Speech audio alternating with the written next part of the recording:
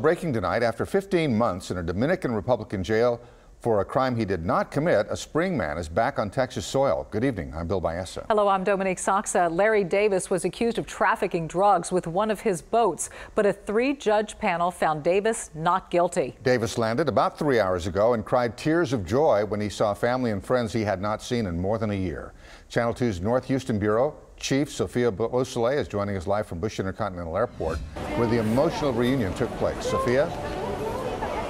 Bill and Dominique, it really was a beautiful reunion. You know, Larry Davis didn't see his wife or kids the whole time that he was over there in the Dominican. And, you know, Larry told us that the way that he got through that time was by reading his Bible every morning, by working out, and just trying to stay hopeful the entire time. It's the moment Larry Davis's wife, kids, family, and friends weren't sure would ever happen. Everybody knew that he wasn't guilty, and there was never a doubt in their minds. But it was just going through that process, and it was, quite frankly, we cried. I cried.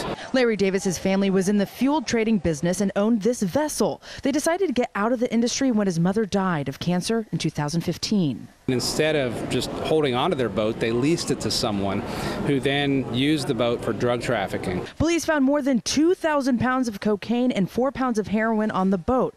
Larry didn't know, went to the Dominican to answer questions, and was then arrested. We put on a very strong case that there was no links between Larry and the drugs, and the judges were very intelligent and informed in their decision. They paid attention, and they acquitted him very strongly. Which led to a homecoming Larry didn't foresee a week ago. I've been dreaming about it for the last 15 months.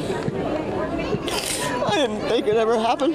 After leaving a prison where there was very little food, fights, and sickness, Larry says his appreciation for home has deepened. I just thank God that I live in the United States of America. I mean, it's how much freedom we have. God, friends, and family.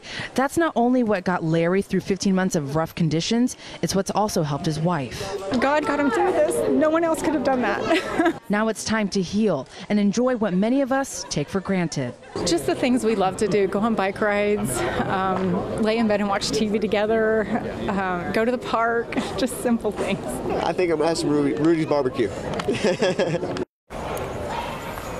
And again, Larry says he's very thankful to his friends, family, his church, his soccer club, everybody who's been with him. You know, a lot of his friends actually flew to the Dominican so that he would have a glimpse of hope, and people would call him, give him daily devotionals, everything. Now, Larry was facing up to 20 years in prison, which is why you can imagine he didn't really see himself getting out. Now, when it comes to the boat, his lawyers are in the process of getting it released. And when it comes to the people who are actually working on that ship, they are in prison right now. Reporting live from Bush Intercontinental Airport, Sophia Beausoleil, KPRC, Channel 2 News.